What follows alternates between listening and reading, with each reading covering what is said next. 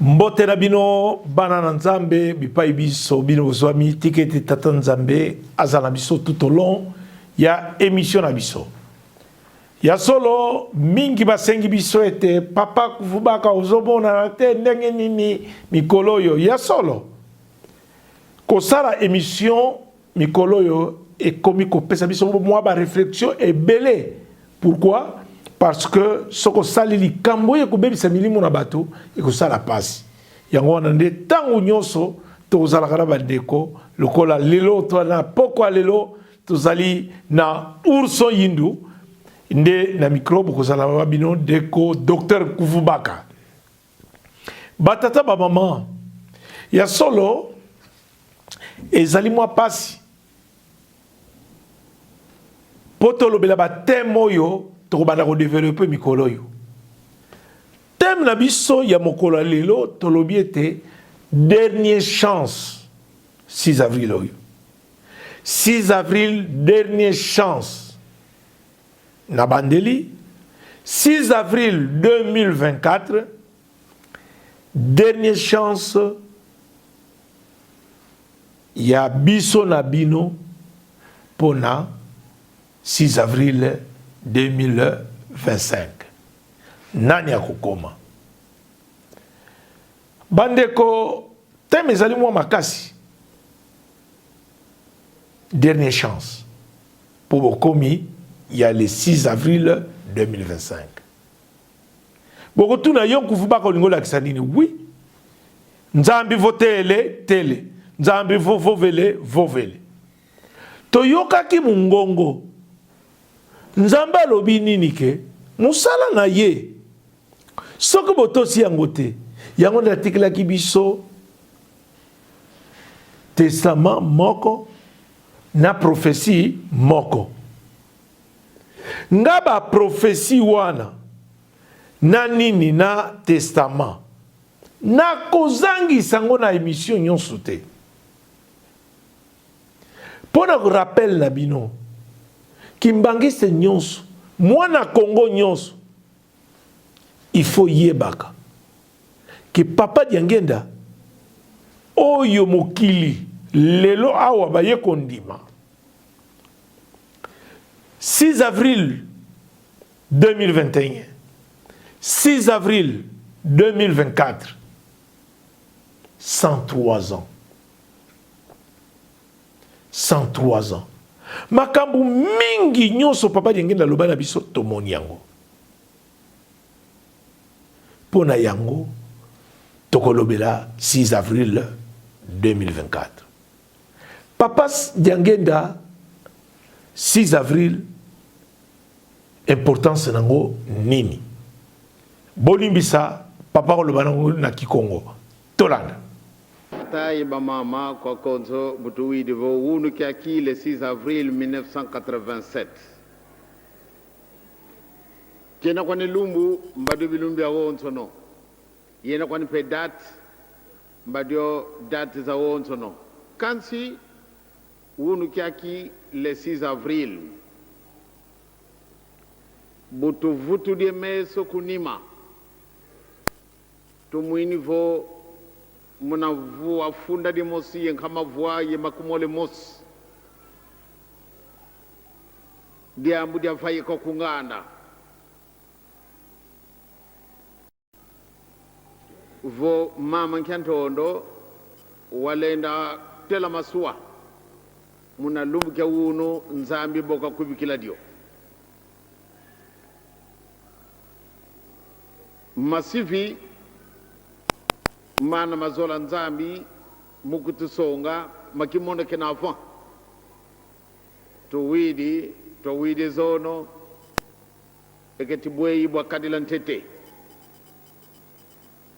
batata kumpenda bena vafuluki yake mutoyo aye kubebi sabisu yangwana babenga na kaje soko bamwana nde balinga ka baboma ye akimaki wana izalipo tenzame alinga kabele salama dengo wana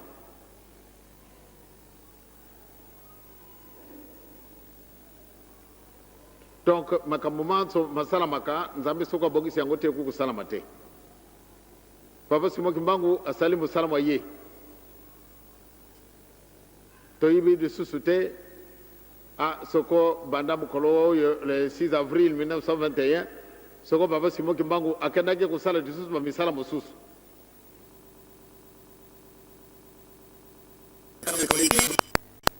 akanga mina musala na iti na suka na mukolo na yawa na se to kaki le 29 juillet 1952 nde papa simo kimbangu ase kwaki wana akendake kumila kisesi kabasadi na ye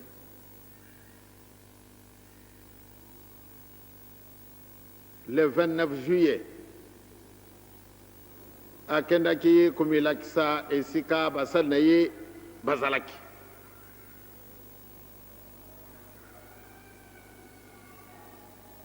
Mokoloma le 6 avril. On dirait que vous allez Moulili.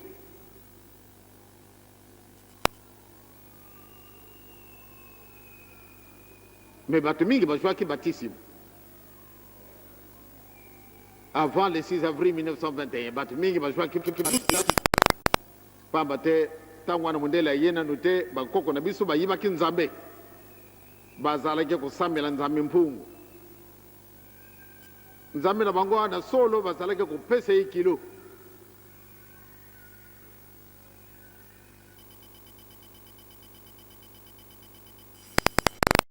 bazalaka ko sadela nzambe benza na solo bazalaki batuna mibeko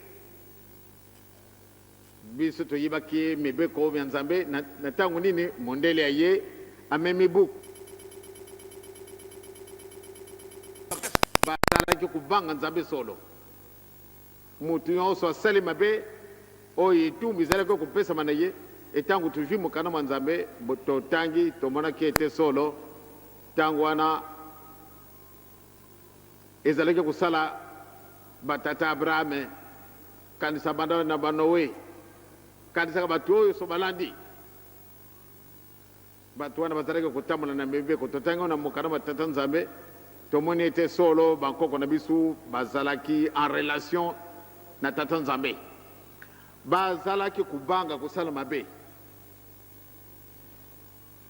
kasi na tangu na biso tozwi mibeko na tangu na biso tozali bakimbangisi tolandi mwinda munene soko tangu na tuzalika kutambola na mulili banda le 6 avril tomoni ete ya solo nzambe alingi biso bamundele oyo bamemeli biso mokana ma nzambe solo basali kamba kitoko pamba te to yibaki na biso te or que ezalaka révélation spéciale poate to ko kuyiba ne solo biso nzambe ayibi biso nakanisi biso bansotolandi ndenge papa alobile biso l'importance ya 6 avril maintenant tolanda ndenge nini bana jetiki tozwaka ngo na tango wana na 6 avril 1991 totala moi résumé pour la Sabino, qu'est-ce qui s'est passé le 6 avril là, Tolanda. Makambo et Salamaki, le 6 avril 1921 à 6h du matin. Natangwana Papa Simon Kimbangu, Abandaki Mosala, Nasima, Ya Bolandi. Wanezali pièce théâtrale et Salamaki Mokola le 6 avril 1921 na Kamba. Attention. Coco, les Cambonene. Ah, Coco. Butu mobimba kaka ndengo money boy. Butu mobimba kaka ndengo money boy. Nanoko na yo na yanda. Tobengi tata beta mbonda na lukengu. Papa Madudu aya beti mbonda po elokote. Oh mususu azaka kuna komo na ye kitoko. Mikina. Oh mikina soga ya wakaka tie loko na zolo. Malade si Mikina ye awa. Tete kaka boy. Boyeka. Kaka boy. Osi manchunchunchu. Osi diamba. Nane baba nani elokote. Oh wana Kamanchongo. Nyonso wana papa nsambu mutayako sala. Eloko mokoti. Kamanchongo. Kaka boy ndembo zo mwana boy. Butu mobimba kaka boy. Na lali Zila. Sana lumba. Lumba na manchunchunchu. Tolanda. Ya. Wa. Ekoti. Totala nano soki ndenge nini. Mama Chantondo mamwasi mokongana dinga mingi. Asengi libanga chali. Libanga na mutu. Chami bale. Jesu mususu.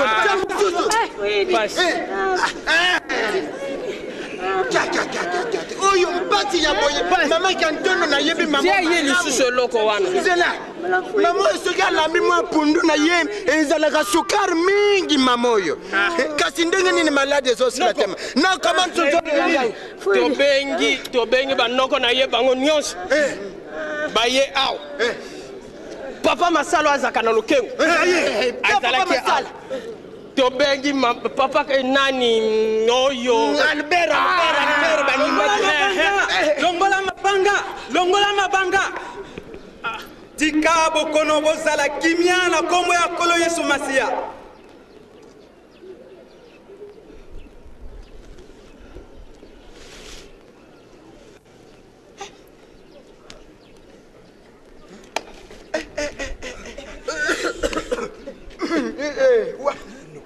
Mwasi nanga Chanton. Omoni bon. Nayoki malamu. Mutu nanga sili pasi. Mama na bana. Nani asali na bo? Tatu Kimbangu oya zaka na nkamba mutu aye awa. Toyoki kaka longola mabanga. Na kombo ya kolo Yesu. Nani asali na bo? Kimbangu oyo ya nkamba. Ye wana. Akei boy. Ye muta tegi ngali pasi go. Ye muta sali na wata Kimbangu. Mama na bana. Mama.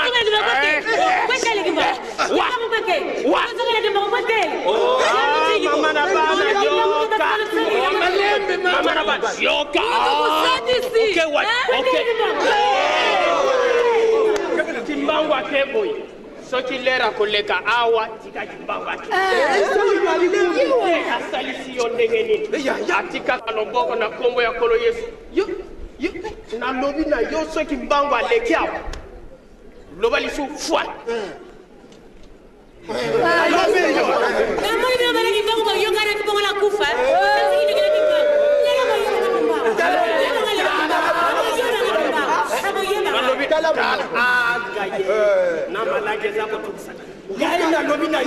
Mama, make it down.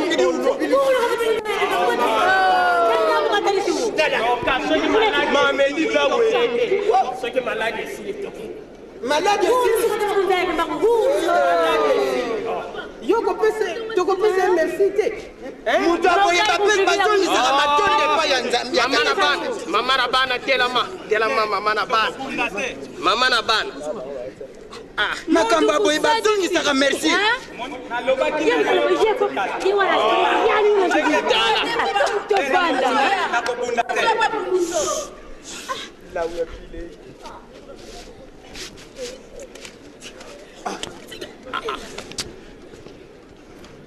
Olinge nini Chanton?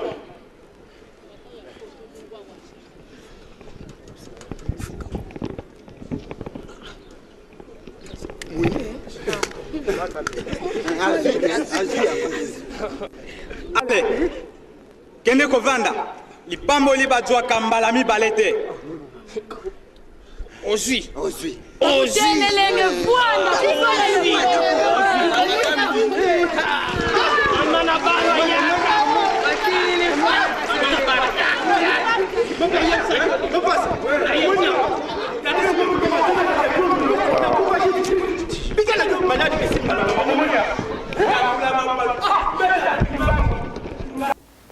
Merci. Là, si vous comprendre, le Ngomba est Kotongama. À partir du 6 avril, Manso et le cas le 6 avril, et Ningi Saki Mokili, même la Katamboka, Bobandi l'a dit extrait, il y a Banajiteki, même Yemoko malade, à ça qu'on dit maté. Qu'est-ce qui s'est passé? Ngana maladie, n'a 15 ans. Maman qui a tourné aux bêta mutuna pasi zomona azolela bakuzoa mabanga batiena mutu. Mais ces jours-là, simple imposition de main. Maman Biki. Yangona émission na biso ya pokwa lelo, peut-être tata maman. Pour ça na biso le 6 avril ya lobby. Le 6 avril 2024, ozo appelle Obiko. Ozo appelle Obiko. Na mateyo to kopesa lelo. Tata mama landanga malamu. Posa na biso yope obika. Mutu na mutu ayeba ko sosola. Le sali est individuel. Mutu te akosa yo parce que tout ça est belé, parce que tout ça moko que oko mona bisengo ya nzambe. Non. Biso to lobaka nini ke to kote église oyo. Poto ya ko bikisa milimo na biso. Yango ne tata mama. Est-ce que yope oyaki ko bikisa mulimo? Landanga na boke binyos.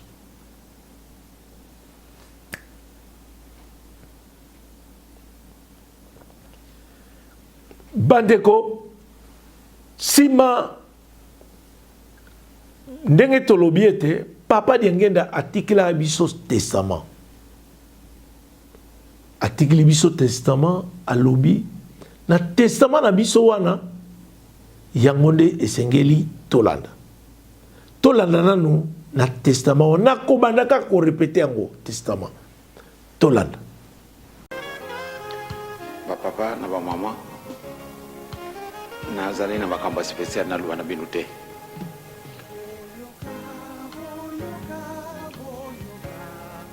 Natangwe kuya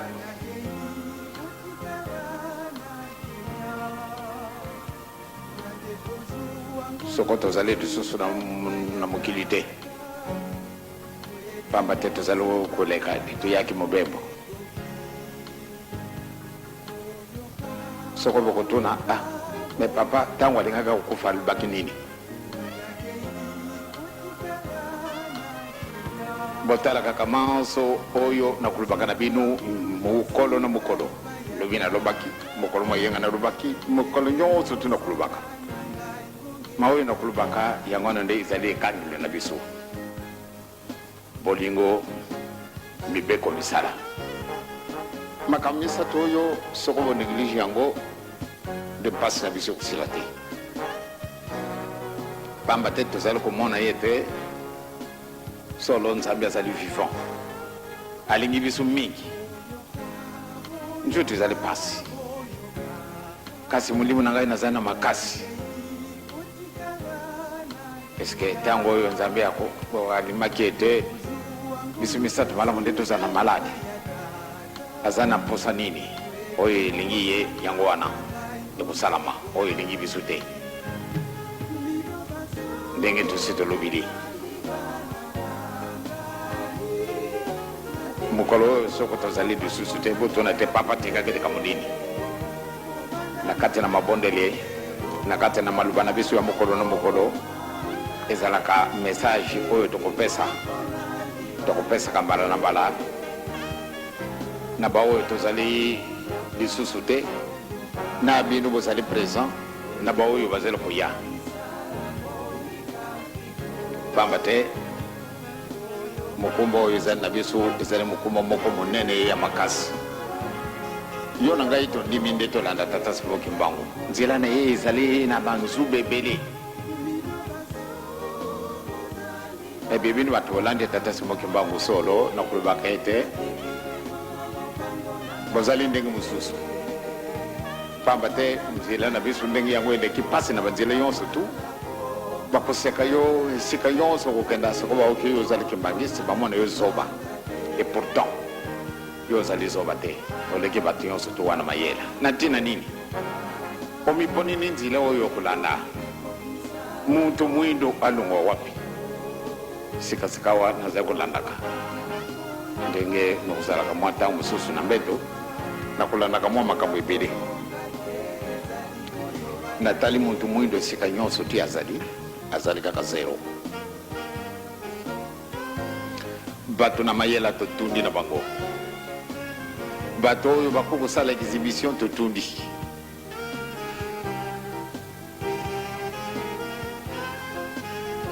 kasi pata tosala likambo moye te me eloko nini ezangi biso soko mayela mazali toyekoni mpe mingi mayela na biso wana tokokosala yango application mpo te ebimisa ndenge tokendaka koyekola kasi moye ezali na biso te mpona nini eloko ezangi biso ndenge yesu alobelaki ya solo soko tolandi ndenge wana ndenge yesu alobaki ete toluka liboso bokonzimbo ya likolo manza bakopesama na biso e mpona boluka bokonzimbo yango bozala na bolingo bozala bana na mibeko e bozala bana na misala bakondisio misato oyo bapesi biso yango wana nde kokumisa biso bato minene soko tozangi esika wana tolinga te mpasi na biso kosila te tokotikala kaka bele na mpasi na biso boye ndenge nasi nalobeli tozali bapaya mokolo mosusu papa kolo tokokenda obe papa mfuma longo obe papa mfuma mbaja tokokenda pamba te toyaki awa kotambola tovandi na bino bosi bomoni biso bosi bosololi na biso bolakisi bolingo na bino epai na biso bolesi biso bolatisi biso e bosali yonso tu ezalaki na biso mposa bosali biso yango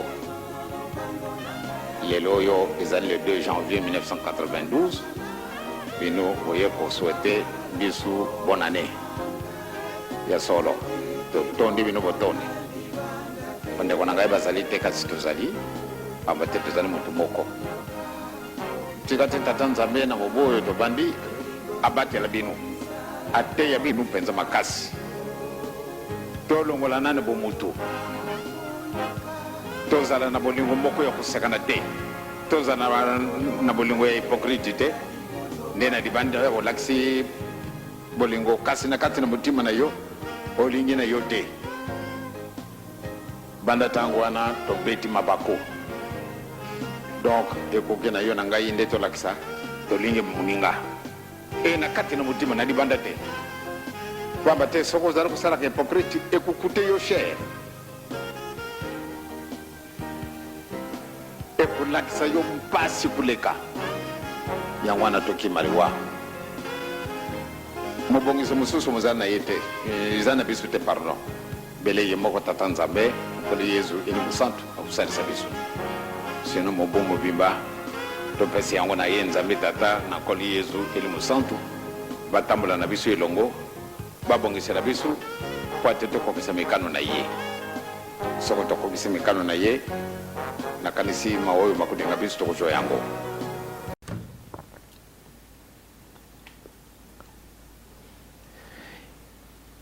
ebongo mwana mboka Christian Lusakweno avec son Top Congo yepe alobeli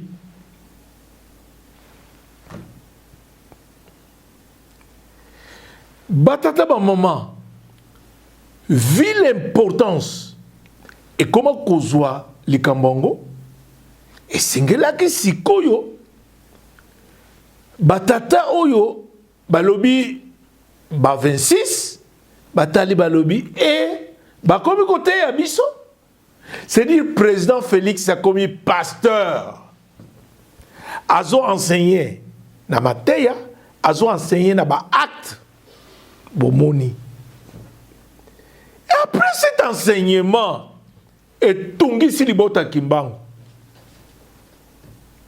babi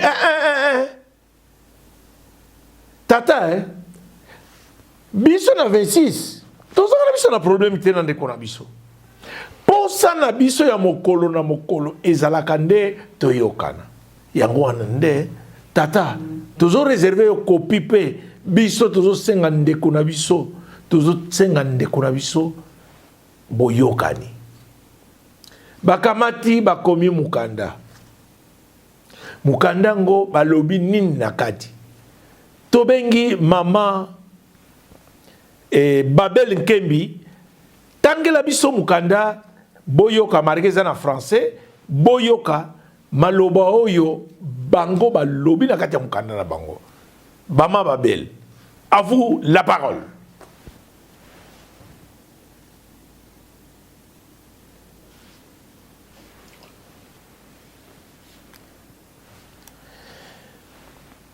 Ya solo bandeko mukanda ekei.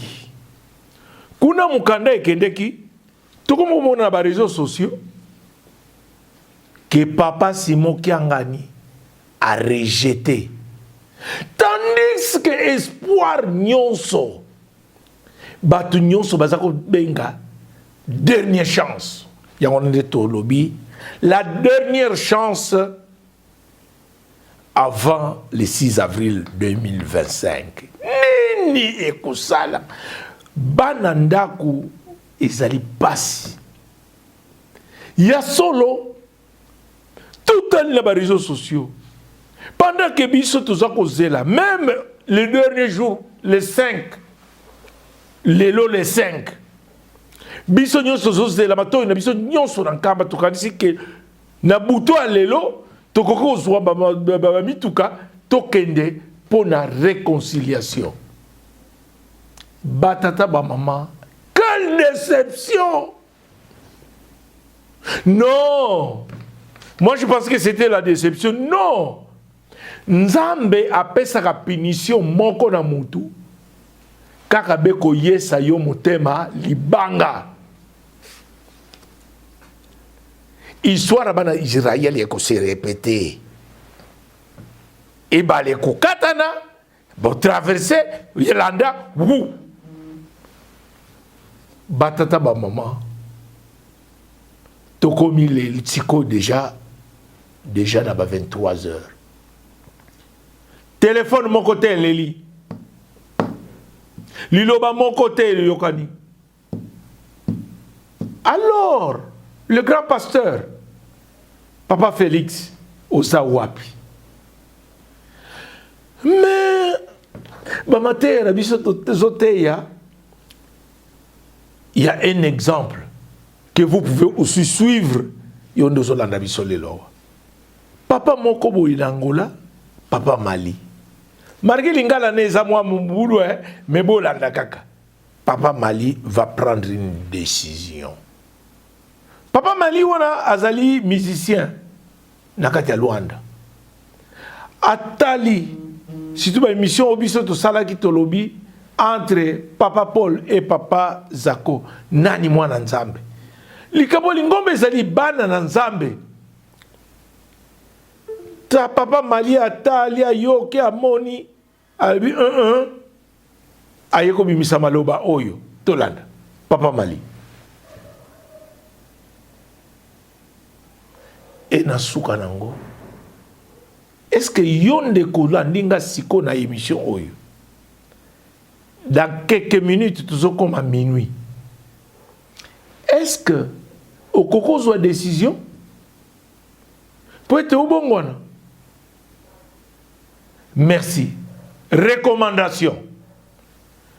Papa Félix, désormais, en 2025, le 6 avril, à minuit, Senga Bandeko, Babondela.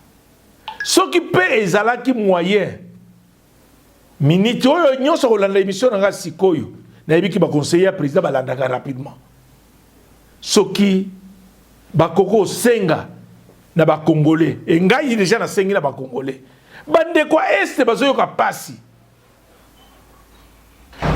Mais président Ayambi, Papa Simon, malgré avec tout ça, na monokonaye a lobanini. Kanisa bato a est. Batata ba maman. Est bazomona passe. Or que passe bazomona. Papa dengena lobaki yango mokolo bako yeba ke passe na bango ezali yo. Bako bamba yo mabanga. Na suki wana komba tata mabino santo. Amen.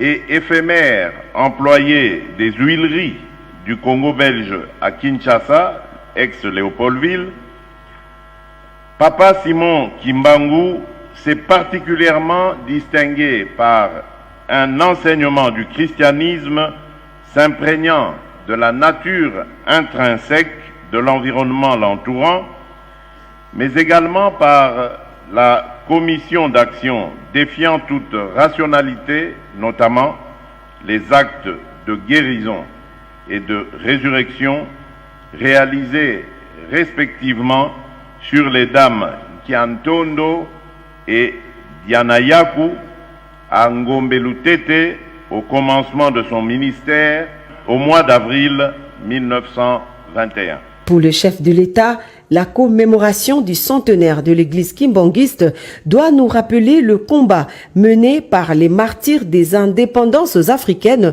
dont fait inexorablement partie Papa Simon Kimbangu pour s'être dressé contre l'oppression et l'injustice. Félix Antoine Tshisekedi Tshilombo a également honoré la mémoire d'un compatriote parti du village d'Nkamba, doté d'un courage et d'une endurance exceptionnelle et dont la popularité antérieurement locale s'est muée en un rayonnement mondial. Voilà qui vaut cette grande annonce qui a suscité de l'émoi chez les fidèles. Le garant des institutions de la République a chargé les présidents des deux chambres du Parlement présents à cette célébration d'inscrire pour le compte de la session en cours une loi qui fera du 6 avril de chaque année une journée chômée et payée sur toute l'étendue de la République démocratique du Congo. Pona kosukisa na lingina loba boye awa ba présenter bino papa président ya Sénat na papa président ya Assemblée nationale nazali ko interpeller bango ko senga bango balanda na lombango likambo nazali ko senga ya te date ya le 6 avril ekota na mikolo oyo ekobanda kozala férié.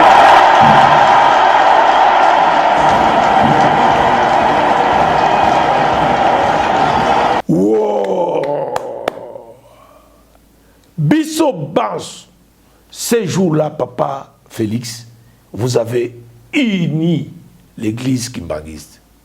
Ezala Mouto à 3, Ezala Mouto à 26, Tobeta Kimabok, pour animer une date. Quelle est cette date? Le 6 avril. Pendant ce temps, Nani a Korondima, Balobia, Barobazalakande, on n'a pas politicien. Et à fur et à mesure, président Zoyoka, que Balobaka, Libota Kimbangu, soke sanganite, Mboka na yo, ekozala kimia te. Soki mboka na yo na kimia te, Afrique pe ekozala na kimia te. Soki Afrique ezala na kimia te, mokili mobimba, kimia ezali te. Papa Félix Etale alobi, deuxième fois, yewana kei. Akomi Nkamba. Kokoma akomi Nkamba na deuxième tour,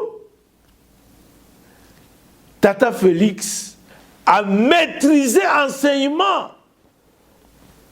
Il y a Tata Simon Kimbangu. Na bana ne misato.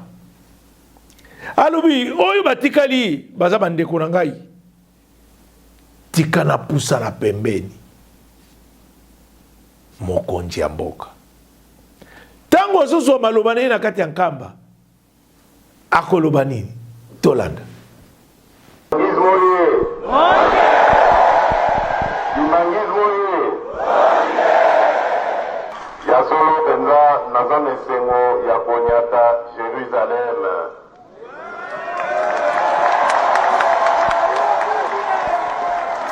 nayoki nzoto nguya nayoki esengo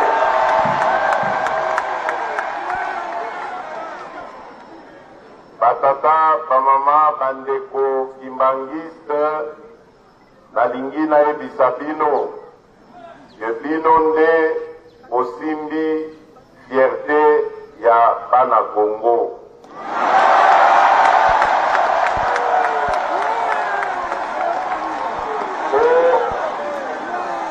Bino nde ozali penza église ya solo oyo ya bakongole.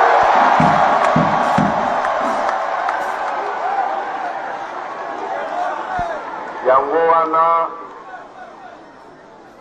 naza na esengo ya koyebisa bino ke naye kokutana na papa Simon Kimbangu Kiangani mpona mbala mibale oyo nasengaki benediction na ye po oyebi ete wuta nazwa bokonzi ya mboka oyo susi na ngai ezali nazongisa kimia na Kongo mobimba ndenge prophète Simon Kimbangu asengaka.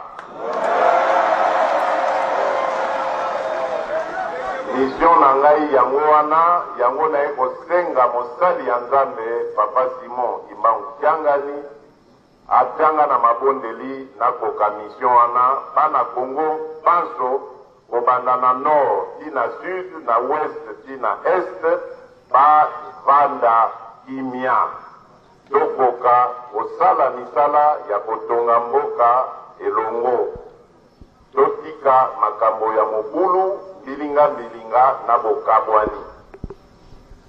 Likambo ya mibale nasengaki papa Simon Kimbangu Kiangani ezalaki ya unité omoko. Nazwi pe assurance que papa Simon Kimbangu Kiangani akotia pe mabondeli na ye po unité omoko ezala na bakongole banso. Yango wana nazali koyebisa bino ke naza na esengo ya kozala awa po naza komona ke oyo nde esika okasi ya Kongo pe bwanya ya Kongo efandi. Na gouvernement na biso tozali na mwana na bino moko mwana ya église Kimbangiste kombo na ye mpo na bao bayebi te ministre Deo Nkusu yende tozali na ye azali ministre ou atali makambo ya relation avec parlement. Donc parlement ezali représentation nationale. La représentation nationale wana oyebi bino moko ke la revendication na bino bosengi na bino elekaka kuna. Donc mwana na bino ndeko na biso Deo Nkusu azali na esika malamu oete makambo nyonso bozali kolinga esalema na mboka oyo ekomelaka ngai na matoi. Voilà na mokuse likambo na ye naloba na bino mpona kosukisa na kosenga bino olemba te na mabondeli, olemba te na kosenga nkolo apesa biso makasi, apesa biso mayele tokokisa mosala ya mission oyo apesi biso ya botongi mboka ya bozongisi kimia boboto pe bondeko na Kongo. Nalaki deja papa Simon Kimbangu Kiangani ntango natali na nsima kuna musée ezali kotongama nayebisi papa na bino papa ngai mpe naza mwana ya bakimbangiste nakoki mpe kozanga kotia yanga lomeya na kati te po église musée etongama na mikolo mizali koya nakotinda mpe oyo yanga ya enveloppe po epakisa babrike na baporte na makambo nyonso etikali ya kosala po musée etelema. Nsima na yango soki musée etelemi nakozonga lisusu awa mbala wana nakoya kolala awa. Batata ba maman et au même moment tout ça la moi illustration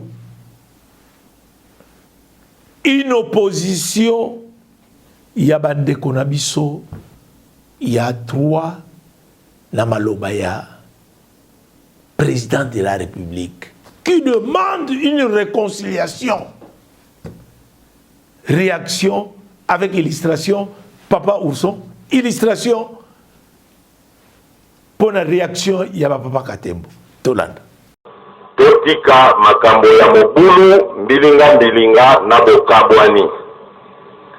Likambo ya mibale naselaki Papa Simon Kimbangu kiangani ezalaki ya unité.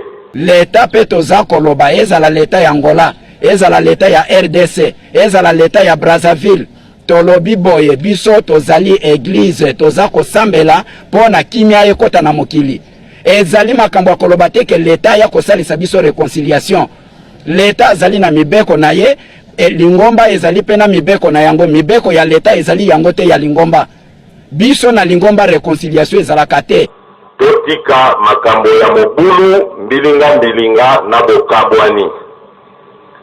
Likambo ya mibale naselaki Papa Simon Kimbangu kiangani ezalaki ya unité bomoko.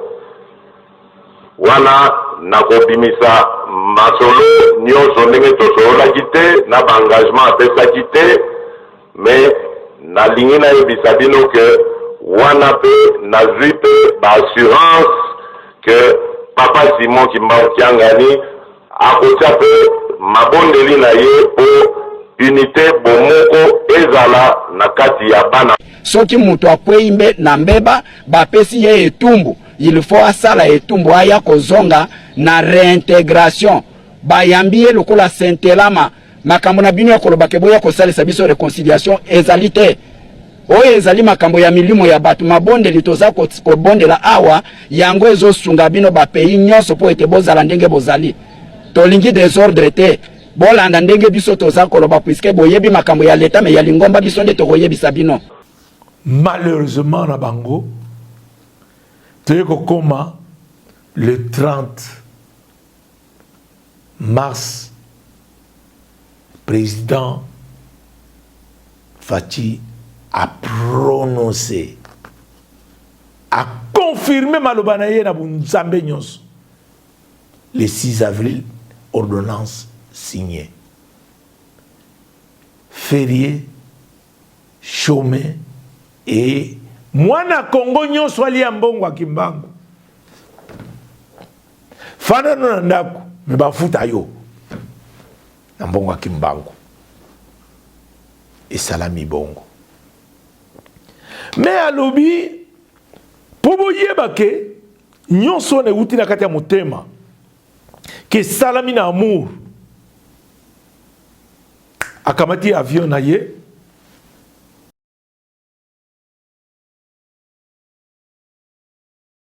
Simon Kimbangu atali alobi nini ke il faut de son bateau ya pêche après si combo Étienne Tshisekedi et Marie-Patrice Lumumba de Mer font resplendir la fierté d'appartenir à la République démocratique du Congo, car c'est batata ba maman et yeko confirmer biso que tata oyo azana katina ye likambo tata Simon Kimbangu et a teki image ya Simon Kimbangu dans le monde pour preuve même ba TV5 ba komiko. Ce 6 avril a une saveur toute particulière pour les fidèles kimbanguistes. Cette religion, née au début du XXe siècle au Congo belge, revendique aujourd'hui 30 millions d'adeptes dans le monde. En RDC, cette journée est désormais fériée et payée en souvenir du combat mené par Simon Kimbangu contre l'injustice coloniale. Les explications avec Anaïs Furtad, Francine Mokoko et Fabrice Biro. Le 6 avril, c'est jour de fête dans la famille Tangu.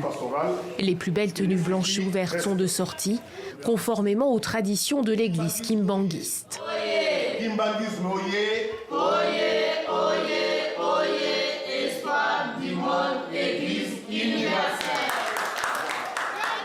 Roger et ses proches se préparent aux commémorations du début de cette jeune religion née en 1921. Une journée d'autant plus spéciale qu'elle vient d'être reconnue officiellement par le gouvernement congolais.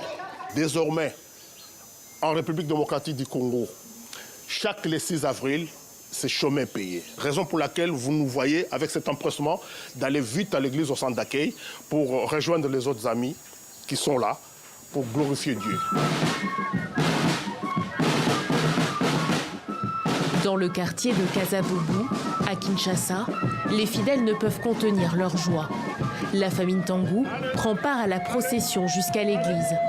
L'entrée doit se faire déchausser. Leur Dieu, c'est lui, Simon Kimbangu, un Congolais mort en 1951 en prison pour son combat pour l'émancipation du peuple noir.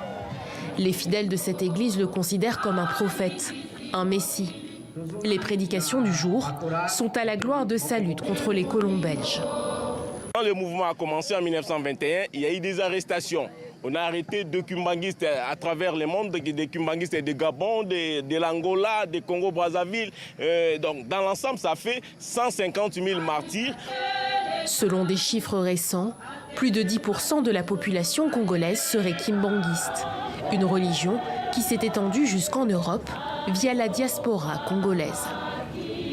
C'est une question concernant la journée du 6 avril dans votre pays, la République démocratique du Congo. Effectivement, Rouen. Par décision du président Félix Antoine Tshisekedi, le 6 avril est désormais un jour férié et chômé sur toute l'étendue de la République démocratique du Congo. Cette journée est dédiée au combat de Simon Kimbangu et à la conscience africaine. Oui. Alors, mes questions sont, pourquoi le président a-t-il décidé de rendre hommage à Simon Kimbangu? Deuxième question, peut-on voir une motivation politique? Oui, le 6 avril, désormais décrété jour férié en mémoire de Simon Kimbangu, prédicateur au début du siècle dernier. Bob Kabamba, bonjour. Bonjour. Professeur de sciences politiques à l'université de Liège, merci infiniment d'être avec nous. Tous les Congolais connaissent Simon Kimbangu. Il est considéré comme un héros national dans ce pays. Rappelez-nous en quelques mots, mais il mériterait des heures d'explication. Qui était-il ? Alors, pour parler de Simon Kimbangu, il faut avoir deux visions. La vision de pour certains colons, il s'agissait d'un subversif et qui militait contre l'ordre colonial, puisque nous sommes dans les années 20, comme vous l'avez dit, donc tout au début de la consolidation de la colonisation belge. Et sur base de ça, il sera donc condamné en 1921 et ensuite condamné à mort, et puis sa condamnation va être transformée en perpétuité et il sera transféré à Lubumbashi où il va mourir en 1951. Alors, mais pour les Congolais, il s'agit d'un prophète qui a su africaniser, ou je peux dire congoliser, en fait, les rites religieux, aussi bien catholiques, il a mélangé les rites catholiques et les rites protestants, et pour créer donc un rite spécifique qu'on appelle donc le kimbanguisme. Et ce kimbanguisme va tout, dans un premier temps, se focaliser uniquement dans une partie de la RDC, mais progressivement va s'étendre sur une très grande partie et va commencer à se transformer non plus à simplement un mouvement religieux, mais va commencer à devenir un mouvement où les partisans vont commencer à militer contre la colonisation et surtout pour la libération de ce qu'ils vont appeler la libération des Congolais contre le pouvoir du colon. Oui. Et d'ailleurs, c'est cette base-là qui va constituer, on va dire, un des chaînons du nationalisme congolais et qui va déboucher plus tard, à plusieurs années plus tard, à la décolonisation dans les années 50 et 60. Effectivement. D'ailleurs, son église, son ministère a fini par être reconnu officiellement par les autorités belges. C'était en 1959 et en 59, on était vraiment quelques mois avant l'indépendance. Et il faut préciser que même s'il était en prison, même s'il a été condamné à mort, son mouvement s'est poursuivi dans la clandestinité. C'est sa femme qui a porté son mouvement. Et aujourd'hui, l'église kimbanguiste revendique des millions de fidèles. Comment expliquer la décision du chef de l'État de faire du 6 avril, qui est une date importante d'ailleurs, on n'en a pas parlé, mon cher Bob Kabamba, mais c'est une date importante justement dans le mouvement kimbanguiste. 6 avril, jour férié, chômé et payé. Oui, il faut savoir qu'il s'agit d'une vieille revendication des kimbanguistes depuis plusieurs années et dont ils n'ont jamais reçu de réponse, que ce soit sous Mobutu, même sous les Kabila. Et ils réclament la date du 6 avril comme les catholiques réclament en fait la date du 25 décembre comme date de naissance donc de Jésus pour les catholiques. Et c'est l'équivalent pour les kimbanguistes, c'est l'équivalent de Simon Kimbangu pour le 6 avril. Le 6 avril marque la naissance de l'église kimbanguiste puisqu'on lui crédite plusieurs miracles à Simon Kimbangu, dont celui d'avoir guéri une femme un 6 avril, et c'était en 1921. Faut-il y voir des arrière-pensées politiques en décidant d'accorder et de faire du 6 avril une journée fériée et payée? Alors, le momentum, justement, peut poser question, justement, puisque nous sommes à quelques mois d'éventuelles élections, et nous savons tous qu'en RDC, les confessions religieuses constituent une force sociopolitique contre laquelle il est souvent difficile pour les régimes de pouvoir s'opposer, d'où la tentation, généralement, de pouvoir diviser, au fait, ces forces politiques. Et alors, cette division, d'ailleurs, elle est déjà perceptible au niveau, donc, de cette force sociopolitique, surtout les confessions religieuses. On a deux blocs, on a d'une partie le bloc Sanko, c'est-à-dire les catholiques et les protestants. De l'autre côté, on a le bloc kimbanguiste, musulman, orthodoxe et église des réveils. Or, maintenant, Tshisekedi, en accédant à la demande des kimbanguistes, alors il espère de cette façon-là pouvoir consolider, faire basculer les kimbanguistes, et comme vous l'avez dit tout à l'heure, qui sont des millions à travers la RDC et aussi à travers le monde, le faire basculer à sa faveur par rapport à ces éventuelles élections qui pourraient avoir lieu en décembre. La base des kimbanguistes, c'est l'ouest de la région, c'est-à-dire la région ouest. Et lorsqu'on regarde un petit peu la géopolitique électorale congolaise, on va se rendre compte que c'est une région qui est difficilement prenable pour Félix Tshisekedi. Or, en procédant de la sorte, c'est une façon pour Tshisekedi de consolider au fait son ancrage dans cette partie de la République démocratique du Congo. Voilà, une journée donc fériée dans la perspective d'avoir des voix, si je résume vos propos, Bob Kabamba, des voix, des électeurs à la présidentielle de décembre prochain. Je parle sous votre contrôle, c'est passionnant et on ne parle pas tous les jours de Simon Kimbangu dans cette émission. Les kimbanguistes soutiennent, dit-on, Félix Tshisekedi, et je parle sous votre contrôle, ils ont soutenu les régimes précédents, Kabila père, Kabila fils, également le maréchal Mobutu, non ? Oui, ce qu'il faut savoir, c'est que le kimbanguisme, après la colonisation, l'attitude des kimbanguistes va changer du fait qu'ils ont obtenu la libération des Congolais. En obtenant la libération des Congolais, la philosophie du kimbanguisme est de pouvoir accompagner le pouvoir en place pour accomplir le destin de Simon Kimbangu. Et d'où le fait que depuis donc l'indépendance, les kimbanguistes sont toujours été du côté du pouvoir et dans la perspective de les accompagner en vue de promouvoir le kimbanguisme, que le kimbanguisme devienne la première religion ici au Congo, mais parce que pour l'instant, il est situé à la 4e position après. Et bongo, mwana mboka, Christian Lusakweno, avec son top Congo, Yepe Alobeli. On a sur nos antennes entendu la réaction du chef spirituel Simon Kimbangu Kiangani. Il est à Brazzaville.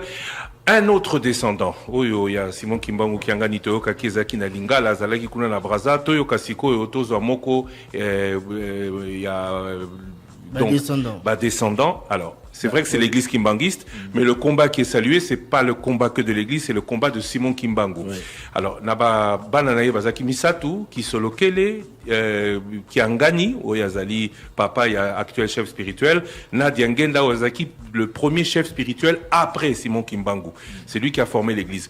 Tozui moko ya bakoko ya Simon Kimbangu, siko en direct. Monsieur Alphonse Kisolokele, bonjour. Bonjour. Alors, réaction à cette journée 6 avril. On l'annonçait, c'était annoncé, mais bon, et Sengone Zayanil Batou, Sepela Kitetan Alobaki, Bazo Sepela Sikoyo. Pourquoi autant de liesse, pourquoi autant de joie? Merci Christian pour la question. Je ne sais pas si je vais répondre en français ou en lingala. Je suis tellement content que je vais parler dans les deux langues. Cette liesse s'explique par le fait que, à travers ça, on voit l'aboutissement de 30 années de prison 30 années d'incarcération pour avoir prononcé le mot émancipation de l'homme noir. En 1921, il a dû passer 30 ans de prison. Ça, c'est la première chose à laquelle on pense. On pense à ces 37 000 familles qui ont été arrêtées parce qu'ils l'ont suivi. Ils ont été arrêtés et déportés. Les premières déportations qui ont été faites dans ce monde, les déportations, je dis, dans le XXe siècle, étaient dues au kimbanguisme.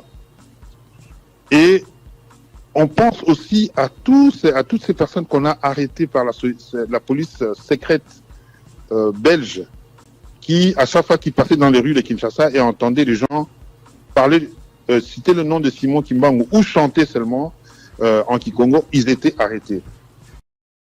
On pense à tout ce qui s'est passé dans l'après-indépendance, tout ce qui s'est passé dans les rues de Kinshasa envers les kimbanguistes ou bien envers ceux qui étaient favorables au kimbanguisme, qui prônaient justement l'émancipation totale, spirituelle et matérielle de l'homme noir.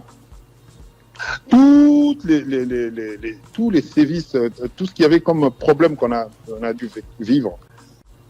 Et c'est tout ça qui a fait qu'aujourd'hui, on soit aussi content. Mais les lotoloba, ezali esengo pona église kimbangiste to ezali esengo pona combat ya Simon Kimbangu. Sokotali, je vais parler en gambien. Sokotali, ordonnance en Lobini. Ordonnance et lobby, hein. Ezali pona combat ya Simon Kimbangu. Combat Simon Kimbangu ezali pour les kimbanguistes T. Le combat de Simon Kimbangu était pour le kimbanguisme. Le kimbanguisme, c'est une façon de réfléchir qui est propre aux Africains. Je vois encore, pour moi, j'appelle ça kimbanguisme, le fait que le cardinal Malou, à l'époque, Monseigneur, se battre pour que les messes soient dites en lingala, pour que les sœurs s'habillent en pagne. C'est ça, la façon de réfléchir, la façon de se conduire, comme le voudraient nos ancêtres. Donc c'est le kimbanguisme qui a fait qui était l'avant-proue, si tu veux, du combat pour la libération de tous les Noirs. Et c'est pour ça que je dis, l'ordonnance est bien repris et bien, il rend très bien le combat de Papa Simon Kimbangu, qui n'était pas seulement spirituel, il était et politique et matériel, voilà. Mais tout le balalinga la popa, toi linga la bayoka pe bien. Lelo, 102 ans après. Elo Kwenini etikali ya combat ya Simon Kimbangu. Combat Simon Kimbangu. Ngala lobaka, Kemi Sebaza Kimbangiste. Tout ce que tu vois comme mouvement aux Obimana Poto, aux jeunes, Bazobimana Poto, en 1921, Papa Simon Kimbangu, le 10 septembre, le bien, Bazo qui est des poteaux, des poteaux. À l'époque, il n'y avait pas de poteaux, il y avait des poteaux. Bakoya ko la mindele, bangonde bakoya ko libérer Afrique. Moi, je dis que combat ngo yangoana. Lelo ezali likamba ya bakimangiste te ezali likamba ba congolais kaka te ezali likamba ba africain nyonso, je dirais même plus loin ya ba noir. Monsieur Alphonse Kisolokele Siamba Fumu, merci beaucoup. Nandenge ondimiko ya la mitula la biso, mais lelo église ezo sepela koleka baninga. Oyokaki message ya chef spirituel Simon Kimbangu Kiangani elekaki na Radio Top Congo, oyokaki yango makamba loba. Oui, bien sûr, nayokaki. Na sepeli parce que émotion oyo, c'est depuis 72 pour être plus précis, que Papa Diangen avait demandé. En souvenir, il y a la service de 30 ans de prison. Na déporté. Maman a eu Azaki enfant de déporté, Christian. Donc, na nyonso la service nyonso wana na 72 asengaki Mobutu asala basala jour moko ya commémorer ya kokanisa pasi bato bamonaki. En 72. 72, dans 72. Et Yekobima 51 ans plus tard. 51 ans plus tard. C'est pour ça que je dis merci na président de la République, merci parce que à l'acquis vraiment que a yebi histoire à mboka oyo. A yebi oyo bana mboko balingi parce que oyo aza détaché na histoire na ye, aza détaché na racine na ye, akoyeba liboso pa azokende. Le 6 avril les a après-demain et cause à la fête il y a parce que Boza y a Kabwana, ça il faut le dire, et cause à la fête il y a Biteni Mususu to toko kanisa mokolo ezali toko kanisa ke bokozala elongo pona ko commémorer journée fériée wana. Na mariage na matanga ata boswana ata bosali kamnini surtout que dans le cas d'espèce boswana eza na moté. Na mariage na matanga tokanisaka likama kabwana te tokanisaka likama kambo ya kozala sika moko. Donc biso toza na posa ya toza sika moko na yibi pe ke passe moi na posa na. Monsieur Alphonse Kisolokele Tiamam Fumu totondi botondi ndenge yanoli ondimi ko yanola na mituna na biso nazana ba ndimi mususu wa me moyen ba loba mingi on dirait ba comprendre ngona no malamu te moyen ba tout na yo bitu des alités. Merci beaucoup. Nazo comprendre bango parce que on est comme tétanisé. Na biso depuis 72 on pensait que ça allait se faire na 72 na vague à recours à l'authenticité. On était presque sûr. Mais, et au Salama Lelo, je ne sais pas si on se rend compte. C'est normal, Baza a tétanisé. Merci à vous et à très bientôt. Batata maman, vu l'importance et comment kozwa les Kambongo, et singela ki sikoyo, batata oyo, balobi, ba 26, batali balobi, et bakomi côté abisso, c'est-à-dire président Félix a commis pasteur, azo enseigné na mateya, azo enseigné na ba acte, bomoni. Et après cet enseignement, et tungi si libota kimbango, babi tata biso na 26. Tozala biso na problème te na ndeko na biso. Posa na biso ya mokolo na mokolo ezalaka nde toyokana. Yango wana nde tata tozo réserver yo copie pe biso tozo senga ndeko na biso, tozo senga ndeko na biso boyokani. Bakamati bakomi mukanda. Mukanda ngo balobi nini na kati. Tobengi mama Babel Nkembi tangela biso mukanda boyoka marqueza na français boyoka maloba oyo bango balobi na kati ya mukanda na bango. Bama Babel, à vous la parole. Descendance consanguine directe de l'envoyé spécial Simon Kimbangu, lignée Charles Kisolokele et Joseph Diangenda. Kinshasa le 22 février 2024. Numéro référence bar DCSK bar MKT bar JM bar 2024. Transmis copie pour information à Son Excellence Félix Antoine Tshisekedi Tshilombo, président de la République démocratique du Congo, avec l'expression de nos hommages les plus déférents à Kinshasa, Ngaliema, cité de Luya. Concerne demande d'une rencontre pour la réconciliation. À l'attention de nos chers frères, Son Éminence Simon Kimbangu Kiangani, Papa Zako Kiangani Bituvwidi, Papa André Kiangani Benza, Papa José Kiangani Diangenda, Ankamba, Jérusalem, Congo central. Chers frères, nous, vos frères et sœurs des lignées Charles Kisolokele et Joseph Diangenda, vous saluons au nom du Père, du Fils et du Saint-Esprit. La situation qui prévaut renouveau au sein de notre Église, depuis 22 ans déjà, devient de plus en plus préoccupante.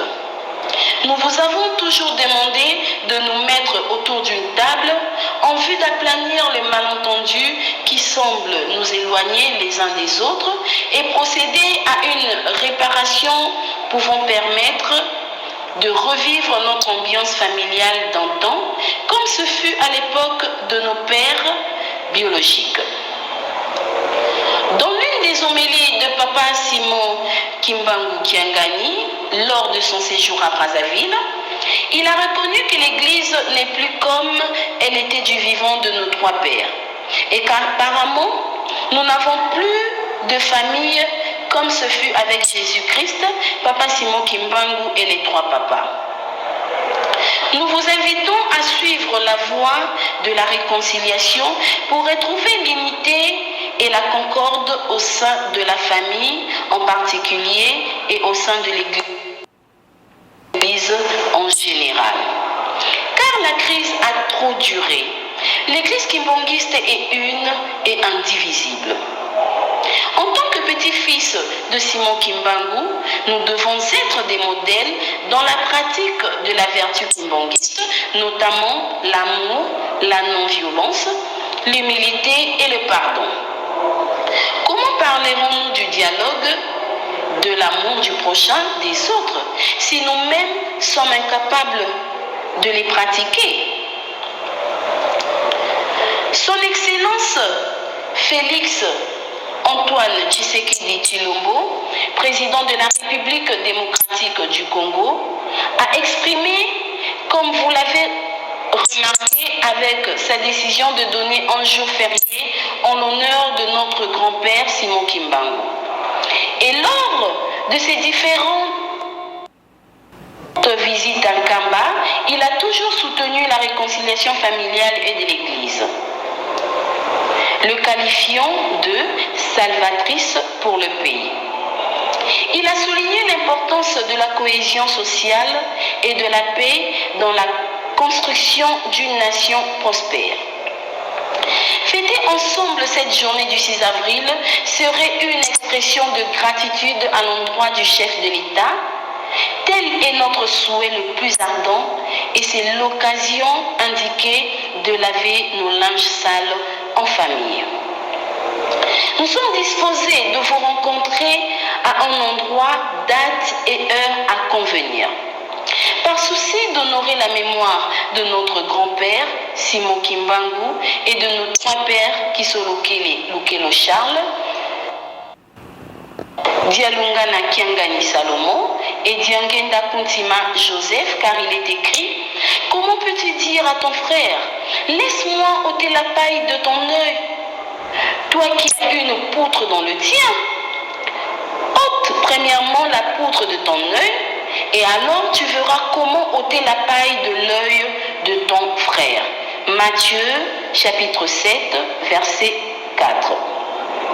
Si donc tu présentes ton offrande à l'autel et que ton frère a quelque chose contre toi, laisse là ton offrande devant l'autel et va d'abord te réconcilier avec ton frère, puis viens présenter ton offrande. Matthieu chapitre 5, versets 23 jusqu'à 24. Si quelqu'un dit « j'aime Dieu » et qu'il laisse son frère, c'est un menteur. Car celui qui n'aime pas son frère qu'il voit, comment peut-il aimer Dieu qu'il ne voit pas? 1 Jean chapitre 4, verset 20. Notre grand-père et nos pères biologiques seront très contents de nous voir vivre dans l'unité, la cohésion et la concorde, car l'avenir de notre pays en dépend. Si les politiciens, les musiciens mondains arrivent à se réconcilier pour l'intérêt de la nation, a fortiori, nous, vos frères, pourquoi ne privilégions-nous pas ce qui nous unit au détriment de ce qui nous divise, pour l'intérêt de l'œuvre grandiose nous léguée par nos pères? Quel péché avons-nous commis qui demeure impardonnable? Vous êtes conscients que nous n'avons aucune mauvaise intention contre vous. Rappelons-nous des recommandations nous formulées par leurs éminences Joseph Diangenda Kuntima et Salomon Dialungana Kiangani, respectivement le 24 mars 1992, le 10 et le 16 août 2001. Nous sommes avant tout frères, fils et filles d'un même père et d'une même mère. La situation qui prévaut à l'est de la République, dans d'autres parties du pays et à travers le monde, doit nous préoccuper après 30 ans des enseignements reçus de nos pères au regard de la mission qui est la nôtre. Papa Diangenda ne cessait de dire, si sa famille n'est pas en paix, l'Église et le pays ne le seront jamais. Par contre, tout ce que nous demanderons à notre grand-père, il nous l'accordera si nous sommes unis. Maintenant que nous ne sommes pas ensemble, comment espérons-nous avoir des solutions aux problèmes qui nous submergent?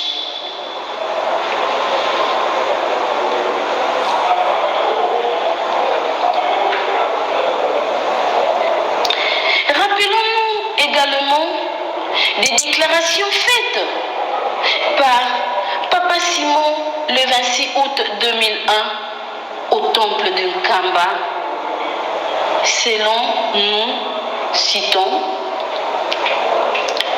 si vous me séparez de mes frères, vous préparez notre chèque. Alors si nous sommes unis, c'est une réussite. C'est cette réalité qui fait que nous soyons toujours attachés à vous, nos frères. Votre chèque est le nôtre. De même, votre réussite est la nôtre. En novembre 2001, au centre d'accueil, Papa Simon avait déclaré ce qui suit. Si aujourd'hui je m'éloignais de mes frères et que eux aussi s'éloignent de moi, les gens diront que je suis incapable de diriger l'Église. Il est temps pour nous de nous rattraper afin d'éviter le pire.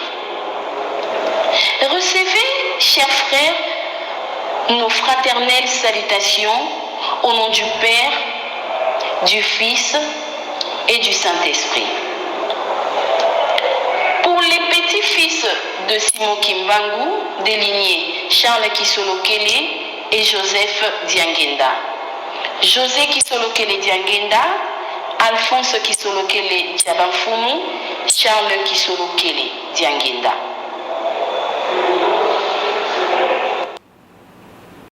Ya solo bandeko mukanda ekei.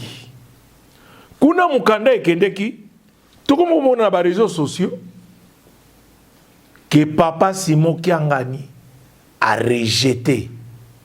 Tandis que espoir nyonso batu nyonso bazako benga dernière chance.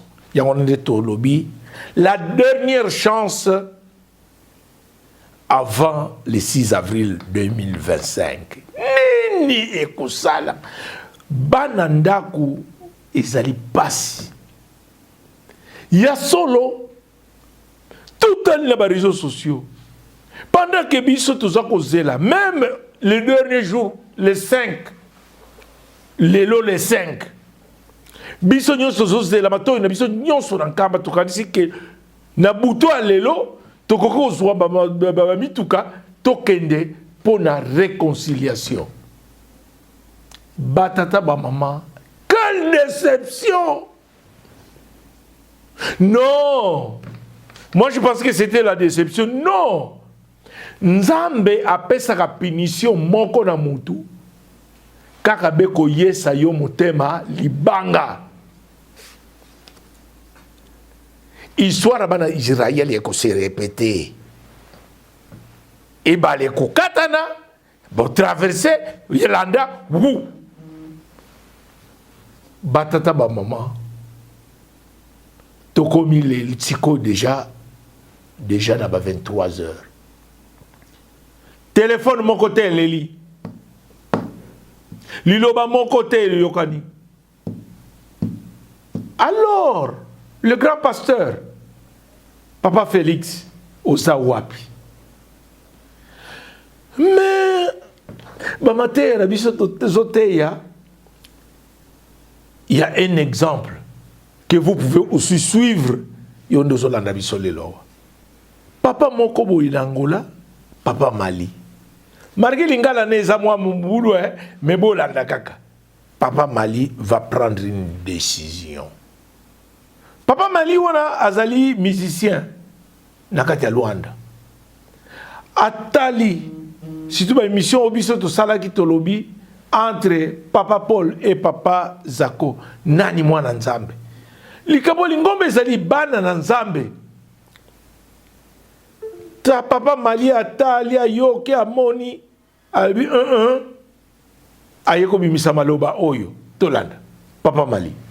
Kuna moko abetela kama maboko papa Simon Kimbangu ngani moko abetela kama maboko Papa Paul. Oh papa oyo aza na 26. Oh papa Josaza na 3.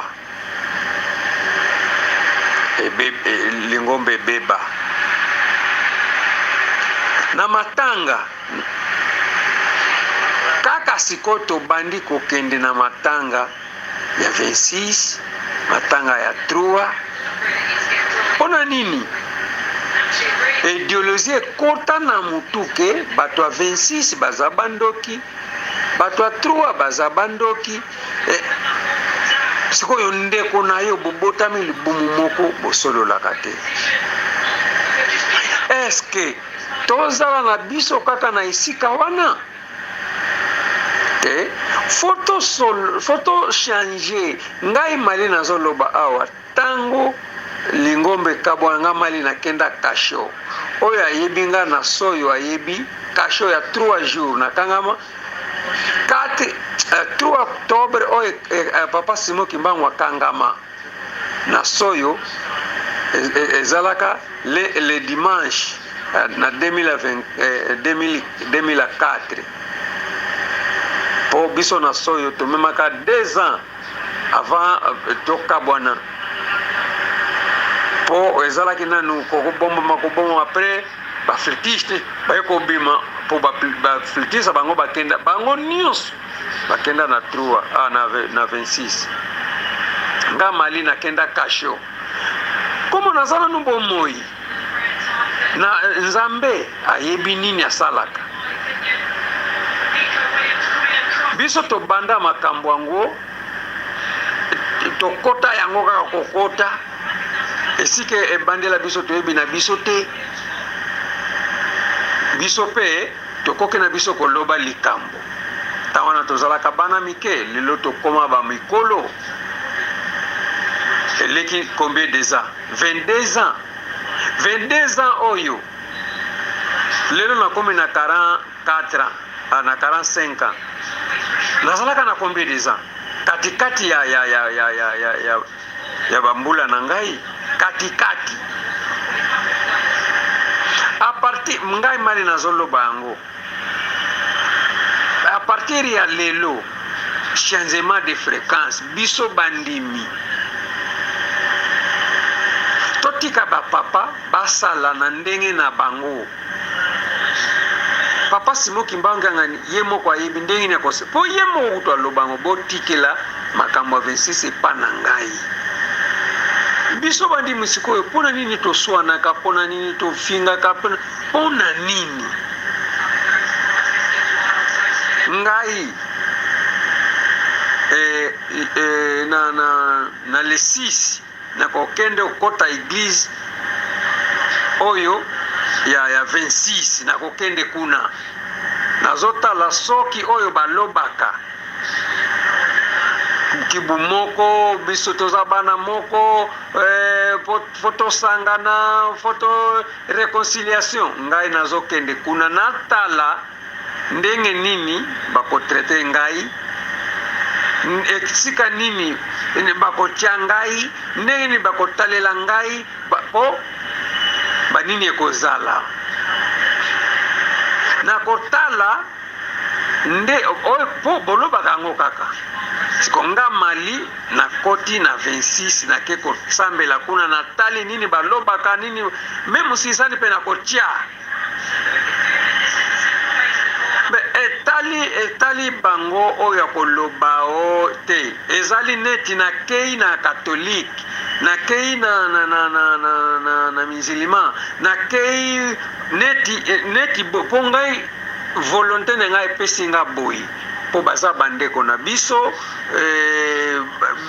baeglize kutu ya binzambi toyebi mutu te kuna na kati me na 26 toyebani biso nyonso siko nakende kuna te mpona nini nakokende kuna nazoloba yango lelo ngai Mali nazokende kuna nazokende otala ndenge nini bango bazali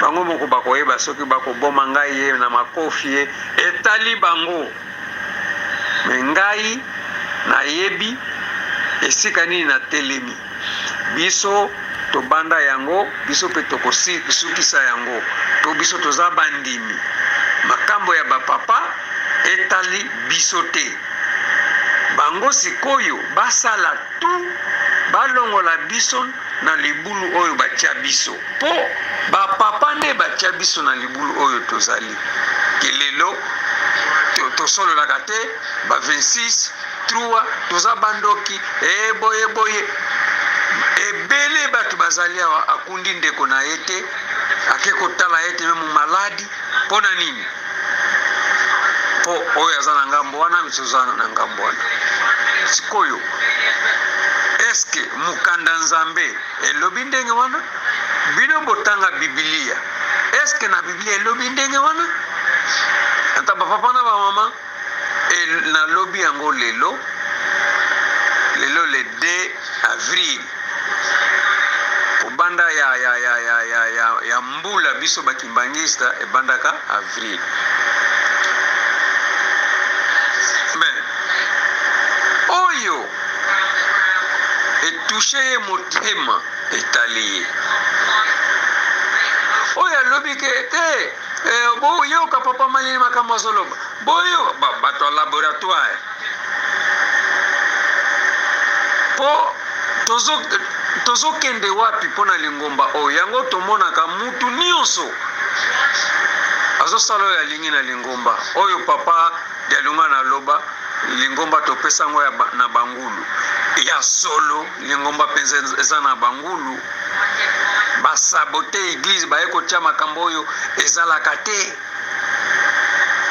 baye kolongola oyo ezalaka te batie mpona nini basali balwa na bango yango tozomona makambo oyo tozokamwa me lingomba yango tomemi yango wapi tozofingisa nzambe na biso tozofingisa ye siko tolingi nini papa Simon aloba te bosala boye te boye te azotalela bino kaka azotalela biso kaka biso nde foto pesa solution tokoni na papa solution tomoni na Angola biso tokanga tosali boy biso na RDC tomoni boy biso na Congo Brazzaville tomoni boy biso soki wapi tomoni boy toye biso awa na Angola toza na equation moko ya munene biso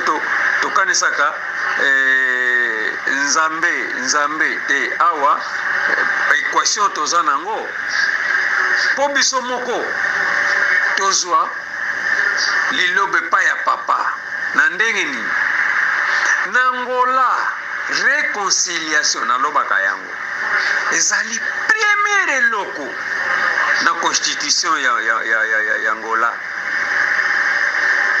mutu akotouche yango te biso na église réconciliation eza te foto talisa leta mpona nini po tozwa place toke pa ya papa biso pona eloko oyo ponga nga mali na kobetela bino lisolo papa nde tango balobaka basoda bakoza oyo azala soda oyo aza soda kozala lisusu na fakite ngai mali na fukama bamususu bazali na groupe oyo bakotemwe tango nazoloba ngo epai ya papa nafuka papa epuisui ngai motema ngai naza militaire sikoyo nayoki ke biso tokozala lisusu bana faki te alobi bino na ngola komo emonori soki emonori komo eza nango te bino makambo oyo ekokomela biso te yango mpe koma te ngai nasenga merci papa batemoin bazali awa ekoki nango mpe kosalema papa mpona bamama ekoki biso mpe toke papa na ngola soki réconciliation eza te oyo alobeli makambo ya réconciliation ekosalema boye lingomba ekozala te tokoki mpe eza solution papa kokende ovisite Angola soki oyo esalemi te papa na Angola kokende na yo eza bien te ekozala te na oyo akozala na poste oyo akotia visa oyo akosala boye bakoki kolongola ye bomoni makambo soki tokoki koloba yango na papa oyo réalité papa kozwa solution mosusu biso bandimi toza na mosusu na problème te problème etikali na bapapa tozosala esika moko tozozwa salaire yango moko tozolia biloko moko toke na bilamba ya église yango moko difere eza kaka basi bakangaka ndenge mosusu fouloir pied gauche aza na singa moko ya pembe bango noir faki toza kaka ndenge moko dirigeant ndenge moko jeteki ndenge moko sikoyo mateya yango moko langue yango moko sikoyo sikwa bapapa na bamama te biso bagene foto balola livre mpo na ngai 4 août 4 d'agosto jour ya bagene ya 3 bagene ya 26 tosali marche pona biso na Angola tosali marche tobengisi mpe banini mpo makambo fo esila tokotinda bapapa te mpona makambo na bango famille etala yango batika lingomba oyo biso tozali tobengami bana ya kimbangiste tozala bomoko c'est fini bapapa na bamama oyo ayebi ke alingi na ye makambo oyo te etali ye po biso fo tolakisa na mokili ke likambo nyonso ezalaka na ntan nango nini esilaka te tokotinda nzambe te me mpo na biso bandimi bapesa biso po biso nde tosali lingomba soki biso topesi mbongo te entre bango bakosala nsinsani te entre bango bakozala na ba SPC te entre bango bakozala na jeteki te ata mpona ni biso nde tosali lingomba oyo biso bastrima biso tosombaka yango ozwi mbongo osombi strima mosusu kutu baeglize mosusu basombaka bastrima mpona bamusicien mais mbongo wana eutaka mpe epai ya bandimi biso tolatisaka bapaster biso tosombaka mituka ya eglize biso nyonso tosalaka awa na Angola papa Paulo azotonga ezo eutaka na poshe na ye te ezo eutaka na poshe ya bandimi biso mpe tozotonga nkamba nani azotonga nkamba biso moko mbongo ezouta na poche na biso sikoyo nini tokangana toloba mwa likambo eglise sima ntoko bazalaka nini combien e na suka nango est-ce que yo ndeko landinga siko na émission oyo dans quelques minutes tozokoma minuit est-ce que okokozwa décision po ete obongwana merci recommandation Papa Félix désormais en 2025 le 6 avril à minuit senga bandeko babondela soki pe ezalaki moyen minute oyo nyonso kolanda émission nanga sikoyo nayebiki baconseiller président balandaka rapidement soki bakoko senga na bakongolais e ngai déjà na sengi na bakongolais bandeko este bazoyoka pasi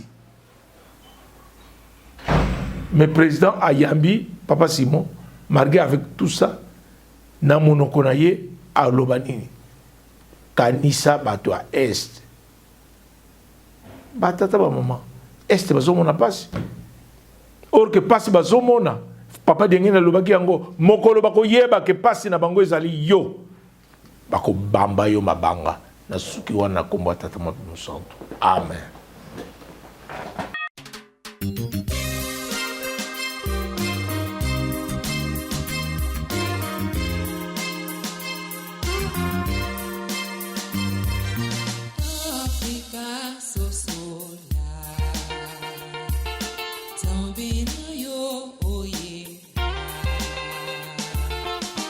Sina yo e umeni